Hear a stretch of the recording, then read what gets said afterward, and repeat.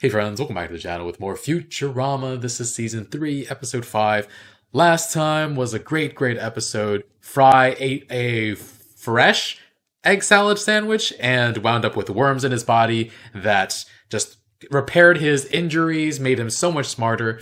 But he couldn't tell if Leela liked him for him or liked him for his worms, and so he got them out and did a whole big number on his brain and became dumb again. And unfortunately, she wasn't the biggest fan of him anymore.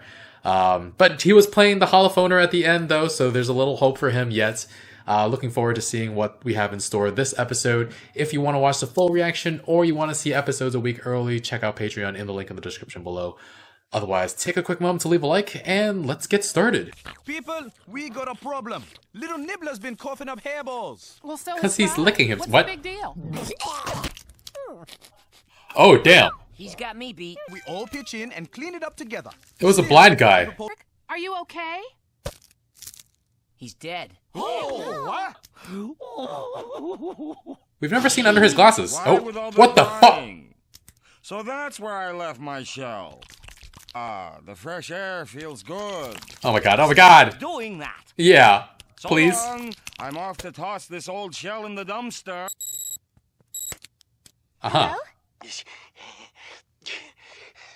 Hello? Who is this? Sounds like a creep.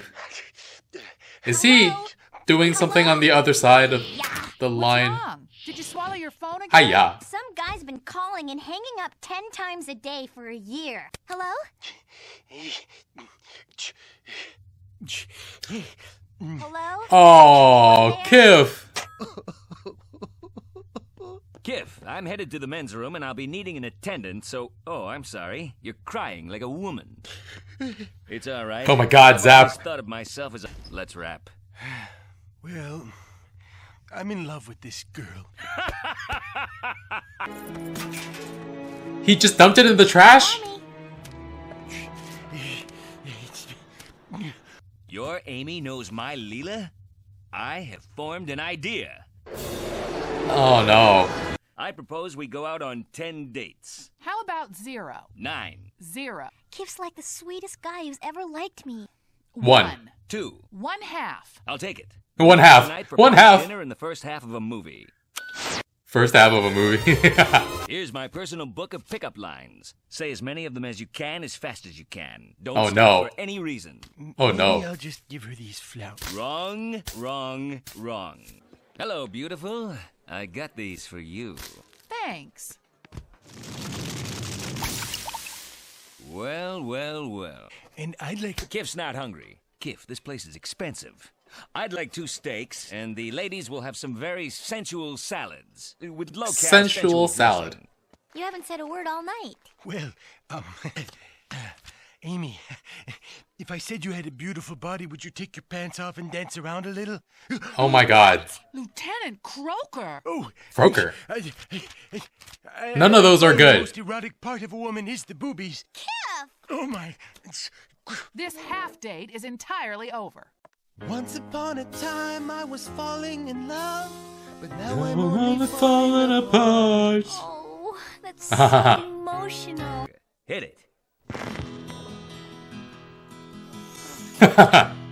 I met her in a club down in Old Soho. It's ridiculous overconfidence. Cola. He sickens me. She walked Me up too, to man. and she asked me, Oh my god. "There's not a restaurant built I can't fly. Where to, ladies? Please, sir, let's just divide up the check and... Let's see Oh, no. what this eatery can do." She's out of control. You win again, Gravity. You win again, Gravity. What happened the last time it won? I'm gonna call a restaurant. The number you have dialed has crashed into a planet. Please make a note of it. They survived somehow? What planet is this anyway? The sector is uncharted. It is not uncharted. You lost the chart. Well, nothing to do now. Whoa. No. Oh. Me hear people, but me Whoa. not see people. I usually don't Zap. say this, but you are the most beautiful trio of gigantic ladies I've ever laid eyes on. Oh man, they don't know how to pilot without Leela. Okay. Oh, your God. Your god. Wow. Damn. Oh. Fry already has enough brain damage. Stop. We take them to our leader. She know what do. A female leader? Fry, shut up. Humor here funny in different way. Comedy come from character, real situations. Translation, boring. Can we just leave Zap here forever? Whoa. Whoa. Computer demands to know why there are men on her planet. It was an accident, ma'am. That does not compute. Leela, I'm through making fun of women. Now I want them to help me. Should we do something? There's no hurry. You have them on your planet? I'm afraid so. What they for? Oh, you mean snoo snoo? Snoo snoo. Snoo snoo. Here tell. Death by snoo snoo. Computer sentences them to death. By snoo snoo. Yeah. Sure, men are annoying, and they wreck up whatever planet they're in charge of. But most of these men are That's sort fair. of my friends. They don't deserve to die. Most of them are sort of my friends. You big jerk like man. I sure am, but check the crotch. Nothing. Very well, release them. As for the others, take them to the snoo chambers. The Amazonians will be divided into three Sonia. groups. The one called Zap will be snoo-snooed by the large women, as the most attractive male will be Haha. snoo-snooed by the most beautiful women of Amazonia. They all Then look the same. large women. Then the petite women. Uh-huh. Then the large women. Oh god. Oh god. Before I die, I have to tell you, I didn't mean to say those awful things on our date. They were all Zap's idea. Really? I was just too nervous to say hello because I love you. Oh, Kif. Bender, maybe you can interface with the femputer and reprogram it to let them go. Maybe you can interface with my ass. If would you agree, Dawson, Doesn't I'll he? go. Intruder, stay away from the mighty femputer. Guards! Time to override the CPU and reprogram this femputer. Cease hitting femputer. Oh! You're no femputer, you're a fembot. Oh damn. It's true. I came here from a faraway planet. A planet ruled by a chauvinistic manputer that was really a manbot. Have you any idea how it feels to be a fembot living in a manbot's manputer's world? Oh my god. What? And now, What? meddling manbot, there's the question of what to do with you. It time snoo. Can't we just cuddle? No! Oh my god. Yeah. Not working this time. Oh! Me next snoo. Out me way. Kif, jump! My hero. Oh my god. What happened to Bender? Are they in there doing stuff? Leave me alone. Yeah, get lost. Ooh. Oh. Release the prisoners and bring gold. Lots of gold. Gold? Why femputer want gold? You heard the man. And that's how Oh, I God. got my new shell. We just skipped over Like it. the shell I threw out yesterday, and I found it in the same dumpster, but this one had a live raccoon inside. It's funny how the battle of the sexes was only Oh, wow. resolved when a manbot and a fembot realized they loved each other. Yeah. Love. By the way, if she calls, I'm not here. What do you want to do now?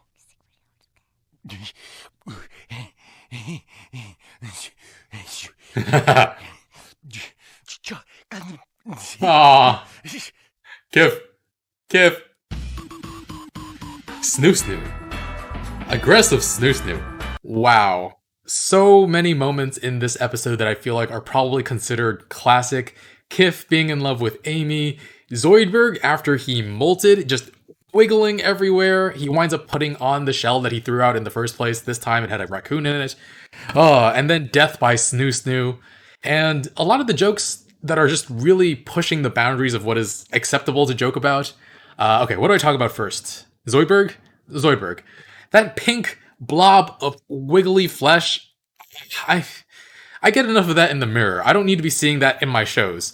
But Farnsworth is one to complain about it, though, with him wriggling around with Mom in full sight of everyone a couple episodes ago.